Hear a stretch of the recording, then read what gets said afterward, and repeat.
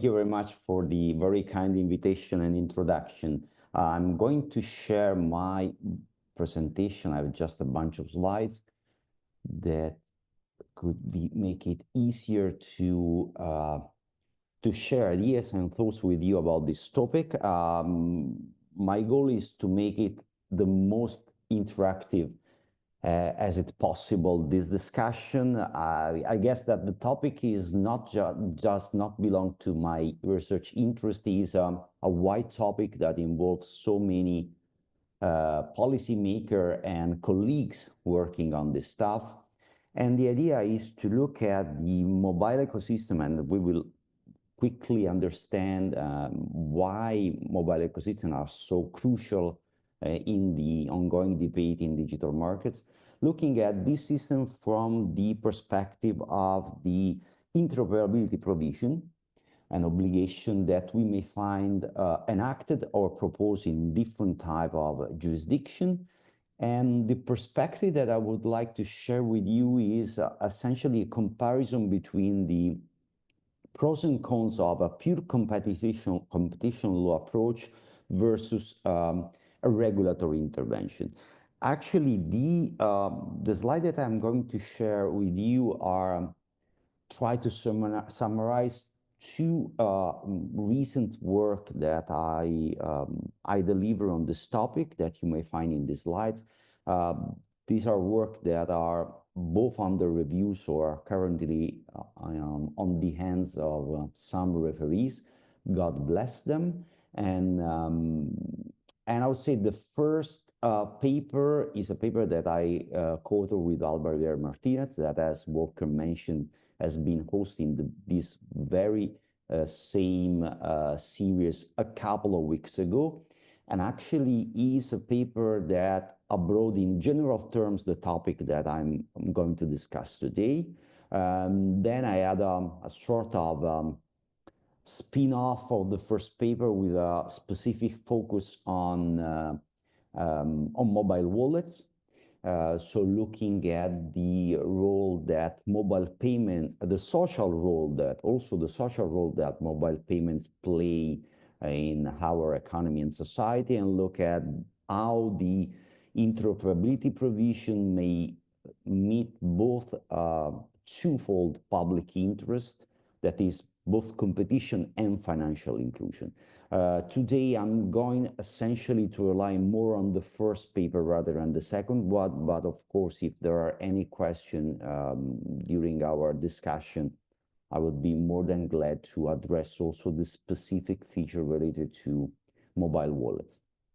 And as a quick background, why we are discussing about mobile ecosystem, why there is so much need to have a specific focus on this type of market. Because if we look at the debate around digital markets, the debate that has animated also the regulatory, the worldwide regulatory and legislative initiatives, actually we may see that mobile ecosystems share all the main distinctive features of digital markets. Their multi-sidedness, the fact that there are ecosystems, the existence of gatekeeper platforms that play a dual role and are also rule setter. And that's the reason why we have so many market studies that has specifically addressed mobile ecosystem. And mobile ecosystem has been previously also the focus of several antitrust investigations that look at different practices that involve this market, from the terms related to the app payments, the access to near-field communication, several cases of refusal to deal, restriction of cloud gaming, and so on and so forth. And as you may find at the bottom of the slides, several and different legislative initiatives, again, has their addressed the mobile ecosystem in different way, in different aspects, all around the world. And if we just take a look, for instance, at the European DMA, that will be the focus of my analysis in the second part, And if we look through the main obligation of the DMA, we may see that, and comparing it to the antitrust case that clearly inspired each of these provisions, you may see that almost half of these obligations are clearly tailored on mobile ecosystem. I mean, they involved players that actually just deliver their products and services within mobile ecosystem. So a significant part of the entire European digital market regulation involve mobile ecosystem. The antitrust cases are updated to 2023. There have been someone else that has been added in the last couple of years, but this is still a pretty good picture that provides us an understanding how much mobile ecosystem is relevant to both antitrust law and digital markets regulation. And the reason why there is a huge focus on mobile ecosystem is because essentially from a competition policy perspective, we have two main players that enjoy gatekeeping positions. So we are dealing with an oligopolistic market. These players control the access to the mobile ecosystem. They act as a rule sector, so as a private regulator that establish rules that apply to all the players using the App Store. And of course, they also enjoy and perform a dual role.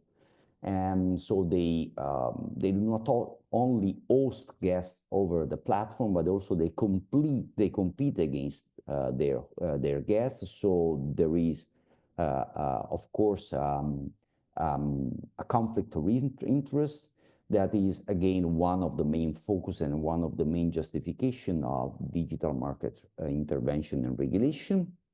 And that's the reason why, if we look at the main practice that has been described as a peculiar to digital market, that is self-preferencing, we may see so many different type of self-preferencing in these type of markets, in this type of setting.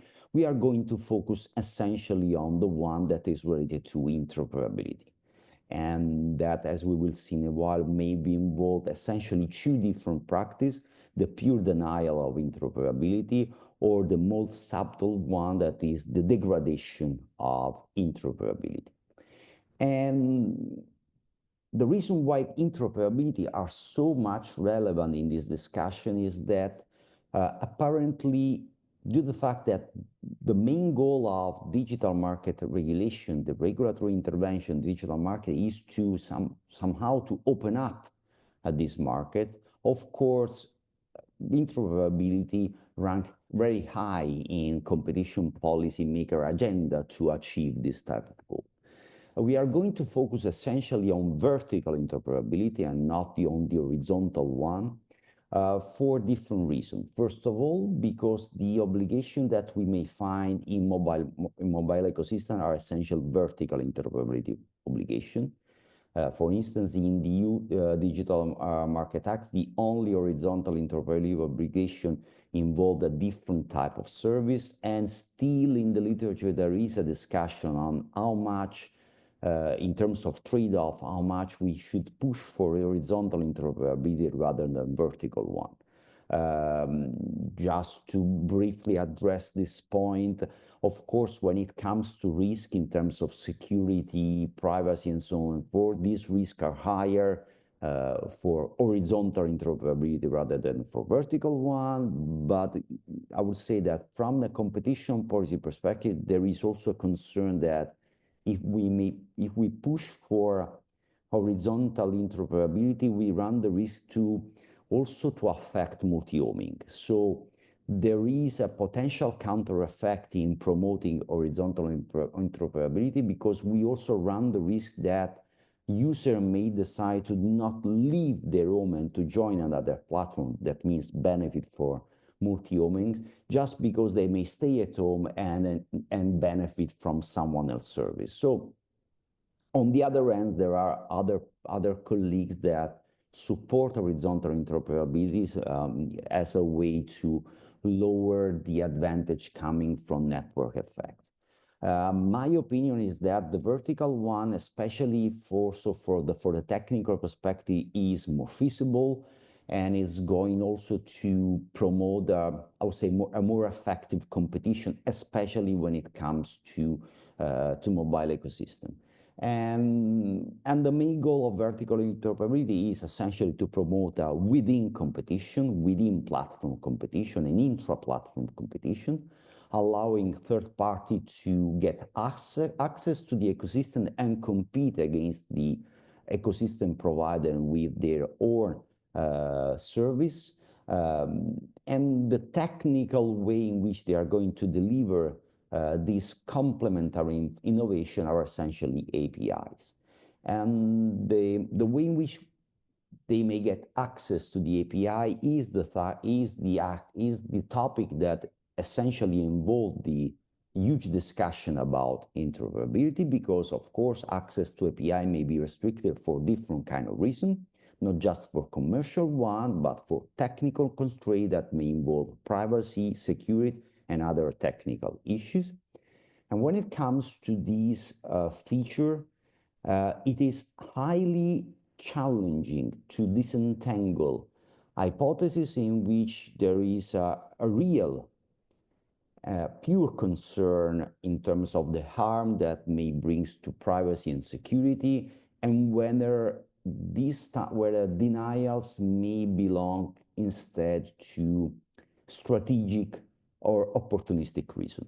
So it is extremely difficult for a regulator, for and even more, I would say, for antitrust authorities to clearly understand the hypothesis in which there is a concern, a real risk, and how much the risk is concrete, and whether justification for denial or restriction in terms of API access just belongs to strategic and opportunistic goals.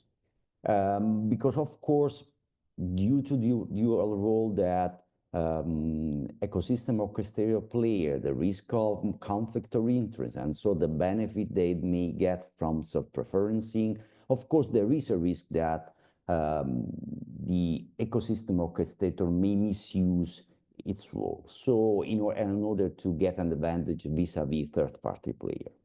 The way in which I would like to address this topic is that if we look at the background of the DMA, we may see that DMA put a lot of emphasis on the role of vertical interoperability in order to achieve competition goal. You may see in recital 54, 51, 55, and 57 the relevance that the reference that has been made to vertical interoperability to achieve a level playing field, the fact that if a third party delivered wearable devices need an equally effective interoperability, the risk of dual roles, and the fact to need to ensure equal condition for a third party. So if this is the background, my research question is essentially the following one. If we share this goal, if we share the goal that we have to find a way to ensure vertical interoperability in mobile ecosystem, are we so sure that regulation is better than traditional competition law? So the way in which I try to provide an answer to this research question is to first looking at the main theory of arms that we have in traditional competition law enforcement. Of course, there is a caveat. The availability of this theory of arms is not necessarily the same under different jurisdictions. So, for instance, if we look at refusal to deal, that we translate in the availability of the essential facility doctrine, we are all aware of the fact that this is a huge tool in terms of enforcement in EU. It is completely disregarded in the US. So not necessarily the same is for the margin squeeze. So not necessary, and all of these hypotheses are fully available in different jurisdictions. The requirement may change, or in some cases, such as the US, some of these theory of arm are even not recognized at all. So that's the first point. Look at the traditional competition law enforcement and see whether we may achieve the very same goal under competition rule provision, or whether the regulation is going to provide added value, and we should prefer regulation vis-a-vis antitrust, as some jurisdictions seems to do, starting from the DMA. And the second caveat is that running this research actually, at least for me, was a way to challenge my my belief, because I have to admit that I'm a huge supporter of competition law enforcement. I'm not a supporter of regulation at all. So the very findings of my research actually are against, let's say, the belief where I start for. And I'm still a strong supporter of competition law enforcement, despite of the findings of this paper. And the third and the last caveat is that we all should start from the understanding that under competition law, there is no general duty to ensure a level playing field. I mean, even if you look at different type of provision, even in the EU, there is no provision that is ensuring a rival to get the very same competitive advantage that is that an incumbent may benefit. I mean, the sharing of a competitive advantage per se with rival is not something that you can achieve under competition law. Also because the competitive advantage that an incumbent may benefit for is not considered, is not equated with an anti-competitive effect. So you have to demonstrate other requirements in order to have the possibility to get access to someone else's competitive advantage. And what we did actually in the first paper that I mentioned at the very beginning is to look at two different scenarios and 5, 6, 7 different tier runs, and then focus on remedies. Because just to spoiler what I'm going to share with you is that actually when you compare antitrust and regulation about the effectiveness of the vertical interoperability obligation, everything actually involves the remedies, the ability to craft remedies, to impose remedy, and to enforce remedies. So starting from the very beginning, as probably I mentioned a few minutes ago, we have two main scenarios that involve interoperability. We may have a pure denial of interoperability that is equated to what we define refusal to deal, and the degradation of interoperability. The first scenario is, I would say, currently is not so much common. So is, I would say, nowadays a pure textbook scenario, at least in the jurisdiction, with the only exception of the US. This is because, of course, as I mentioned before, in the US, refusal to deal is still something that you may, as an incumbent, you may be protected, may shield them from antitrust enforcement, because there is no availability of the essential facility doctrine. And so if you look at some of the cases that involve Google and Apple, this case, that most of them are still under evaluation before the court, at least at some level of discussion, this case find a huge barrier in terms of discussion when this involves a refusal to deal, because the refusal to deal is fully legit in US, except for some specific cases that, for instance, it involves the Aspen skiing scenario. When it comes to EU and other jurisdictions, the availability of essential facility doctrine makes the denial of interoperability difficult to pursue by a dominant player. So the most common scenario we are dealing with is the second one, that is the degradation of interoperability. That means different kind of hypotheses in which we may describe it as a sort of constructive refusal to deal. I mean, I'm not saying no in sharing the access to the API, but I'm making this access subject to different kind of conditional requirements that actually equate to the fact that you are unable to interoperate effectively with my ecosystem. And so I still keep a huge competitive advantage vis-a-vis a third party.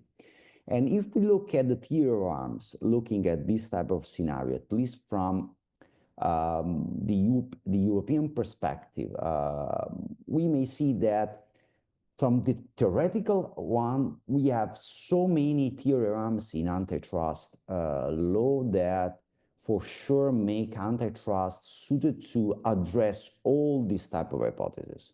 We may deal with the essential facility doctrine, the construction of digital deal, the tie-in, the bundling hypothesis, the margin squeeze, the unfair terms and conditions, excessive pricing. So I mean, from the theoretical perspective, we have plenty theorems that are going to address different type of scenario of problems related to interoperability, both pure denial and degradation. So if we have to look from just from the theory of arms, we cannot say that antitrust is unable to tackle this issue. And all the kind of cases that may be, and a strategy that may be deployed by an incumbent firm when it comes to interoperability will definitely find a suitable theorems for antitrust enforcers. The problem comes when we distinguish another type of scenario. That means when we look at this type of restriction, not just from the contractual perspective, but mainly from the technical perspective. Because antitrust works very well when it comes to contractual restriction. When it comes to technical restriction, the problem is that you have to intervene in defining also the technical feature. And so apparently, when it comes to technical restriction, we may have two different kinds of problems in terms of justification that an incumbent and ecosystem provider may bring to the table. The ecosystem provider may justify some of these interoperability technical restriction, providing a justification in terms of technological integration. Some service, some products, devices works better with my ecosystem because they are fully integrated in my ecosystem, while third party is not fully integrated. And so in this situation, the discussion when it comes to antitrust is related to understand whether the access is indispensable, so is essential. If you want to enforce the essential facility doctrine. If this is involved a tying solution, you have the problem of understanding whether you are able to demonstrate that there are separate products, because otherwise you cannot enforce a tying allegation. Then there are the other type of technical justification that an incumbent may bring to the table that involves security, privacy justification. And we have so many cases that has been under investigation and are still under investigation before antitrust authority. And in this situation, the problem essentially revolves around the concept of fairness. I mean, in terms of antitrust enforcement, you have to understand and to assess whether these restrictions are strictly necessary and whether they are proportionate. At the end of this game, even if you are able to address from a theoretical perspective the technical restriction stuff, then if you want to fully succeed, you have to get involved in the design of the technical solution. And in this setting, technical solution essentially mean product redesigning. So it means that an antitrust enforcer should be involved in design the product, an ecosystem, the way in which the ecosystem engage with third party, because just saying you have to do this and you have to share, and without tackling the terms, the condition, and the technical feature that ensure interoperability, means that actually you are delivering a message that is not going to be effective, is not going to provide third party a clear and effective way to compete against incumbent. And that's the reason why, if we look at this discussion from the remedies perspective, it seems to me that regulation provide an added value in comparison to competition law enforcement. So my comparison of these two research fields is that regulation is going to prevail in terms of effectiveness so vis-a-vis antitrust enforcement when it comes to technical feature and product design. That actually is the main goal when it comes to interoperability. And in order to see why this is going to happen from a practical perspective, what I would like to share with you is the facts and the discussion around an ongoing case before the Court of Justice, before the Grand Chamber of the Court of Justice, that provide us the idea of how much relevant is the case, that is called the Google Android case. The Google Android case is actually the outcome of an Italian antitrust authority investigation that involves Google and an NLX application. This investigation was launched a few years ago, and it involved not Google Android, but Google Android Auto. That means the infotainment that Google provide for the for car manufacturer, and so the possibility to integrate on a car, a dashboard, several features of Android devices, such as the maps, the music, the navigation, the text messages. And apparently, and of course, within this infotainment, there is Google Maps in terms of app that provide information if you want to reach a destination.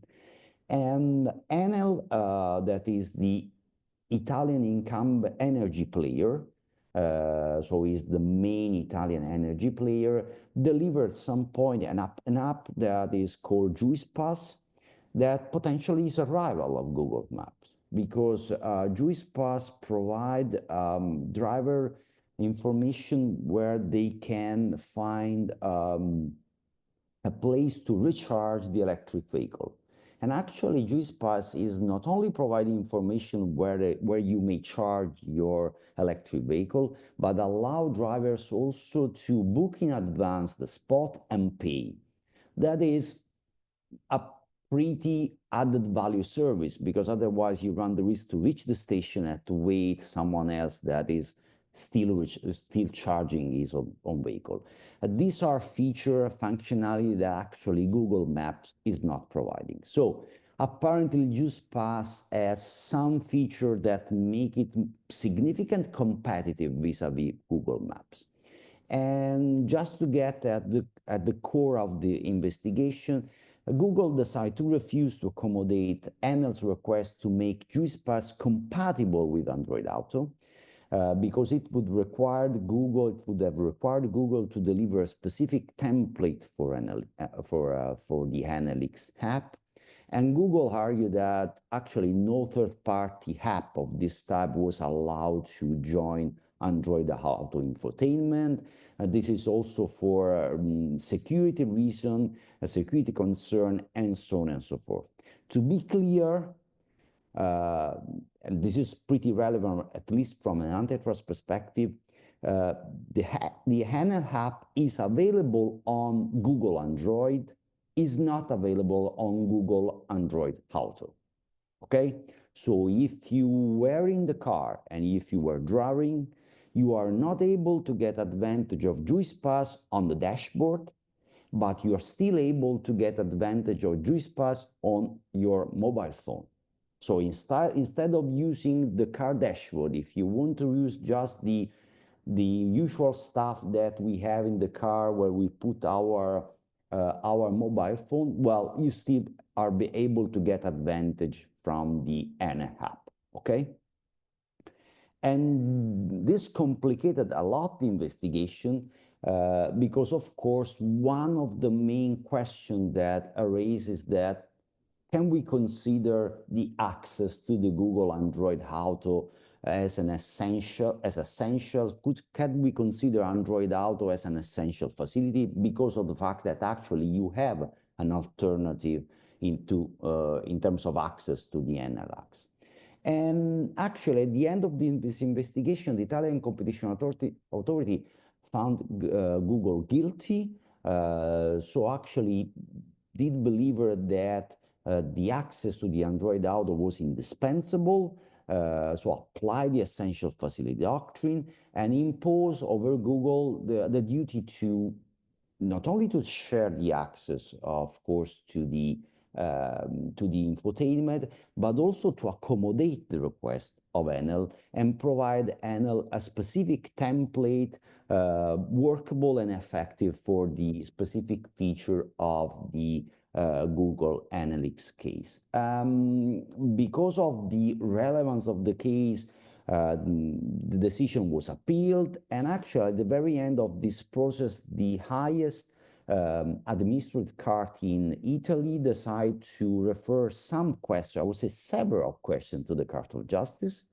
And trying to sum up this question, there is a first question that is a pure, let's say, legal question that was about the scope of the essential facility doctrine, and involves the fact whether, despite of apparently the Android Auto is not as much as essential according to the traditional essential facility case law, is not be considered purely indispensable because you have an alternative, whether we may adjust this requirement and consider indispensable also platform that uses more convenient. That is a pretty different definition of indispensability under antitrust law. But what it is even more interesting are the following questions that are not just relevant from a legal perspective. These are relevant also from a technical perspective, because actually the Council of State asked the Court of Justice to provide clarification on to what extent mandating interoperability could necessitate a redesign of the product. And the way in which this question has been phrased are pretty, I would say, pretty precise. So you are not going to answer, and I expect that the Court of Justice is not going to answer to this question with a broad principle, because you have to deliver a specific answer to very quite technical questions. The questions are, should we take into account the fact that the product or the service did not exist at the time of the request to supply? Is this an objective justification? How much we have to take into account the amount of time that is needed for the dominant undertaking to develop the specific feature, the template requested to allow the access? And mandating interoperability means that a dominant undertaking is required to modify its own product, service, or even to develop new ones. And when it comes to requirements, should I have to accommodate the specific requirements of the requester, or have to provide an access and modify my service, my ecosystem according to the requirements of the markets? So as you may see, there are so many challenging questions to address. And what I can tell you is that right now we had the opinion that has been delivered by the Advocate General last September, if I'm not wrong. Hopefully we are going to see the final judgment delivered by the end of this year. And just to share with you which are the main points of the Advocate General that was pretty supportive of the arguments of the Italian Competition Authority. Well, when it comes to the essential facility doctrine, apparently the Advocate General believed that we should further water down the requirement of the essential indispensability. So in the case at stake, just the fact that the platform is open and has been crafted as open, so by definition, open to the collaboration with party, makes this platform indispensable from the antitrust point of view. To this point, I have many concern about this type of interpretation, because it seems to me that this is an interpretation that is completely watering down any requirement when it comes to the essential facility. But I would say this belongs to a pure competition law discussion. When it comes to the other question, the Advocate General stressed the relevance of the templates in ensuring interoperability. Nonetheless, it has been also highlighted the role that time and resource constraints play. So it opened the door to the compensation when it comes to the way in which the incumbent is going to accommodate third-party requests. And then there is a huge part of the opinion that define the way in which parties should communicate time required and cost that involves this type of communication, and the fact that all this exchange of information should be overseen by the competition authority, that at some point should assess whether the terms and conditions are reasonable, the timing is reasonable, and so on and so forth. And I would say my personal comment when it comes to point B and C is good luck. Because you may imagine how much difficult could be for everyone to investigate whether terms and conditions are reasonable, whether the timing of response is reasonable. I mean, you know probably better than me that fair and reasonable from an economic perspective means literally nothing, are empty words. And we have a huge tradition of friendly terms that in case law litigation and in policy reports, whether we are still investigating what does these words mean and how can we translate in practical terms this reference. So if you look at this perspective, you may see that in a pure antitrust litigation, in a pure competition law cases, which are the type of question that you have to address. And even if you may succeed in accommodating legal requirements to digital markets needs, the so-called platform openness, you still have to tackle very technical issues for which the definition and the setting of the solution, the need to oversee all the process, put, I would say, antitrust authority in an uncomfortable spot, because actually it requires you to intervene in redesigning a product and setting not only terms and conditions, but also the specific feature and the way in which you should design the specific feature to allow interoperability. So if you look from this perspective, what the interoperability is within the under the DMA, we have two main provisions. The first one is the one that actually allow the side loading and the so-called App Store in App Store possibility. The second one, Article 6.7, is the broad provision in terms of interoperability, where you may find the fact that the goal of the DMA is to ensure effective interoperability free of charge. And there are several ways in which the DMA try also to ensure that this type of obligation cannot be circumvented by the target players, so you cannot bring unjustified technical protection measure, discriminatory terms of reference, service, and or claim a copyright on API, so on and so forth.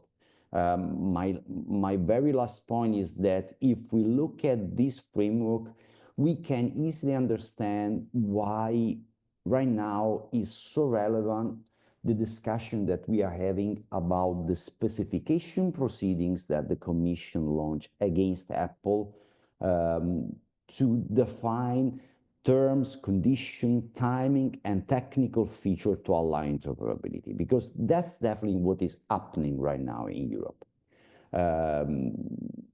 So the fact that the regulator took full responsibility to make real and feasible and effective the interoperability obligation. So from this perspective, we may say for sure that it would be extremely difficult for an antitrust authority to compete on these grounds with a regulator.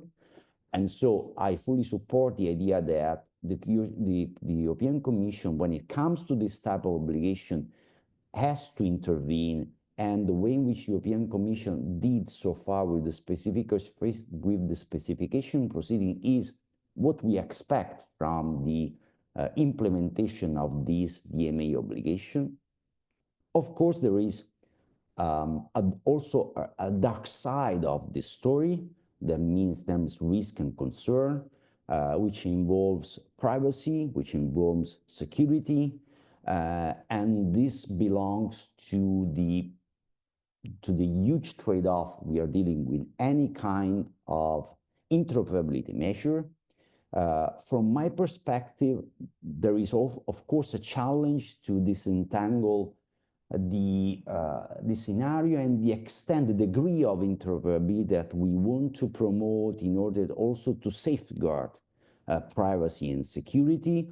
At the same time, I do believe that we cannot allow a justification in terms of pure privacy, pure security that will reduce any kind of interoperability.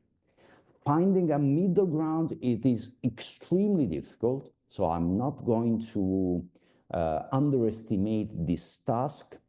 My point is that if it is so difficult for a regulator, you may imagine how much it would be difficult for an antitrust authority. So when it comes to remedies in interoperability, I would say unfortunately, because again, I'm not a supporter of regulation, I would say, but when it comes to remedy interoperability, it seems clear to me that regulation is better suited than antitrust,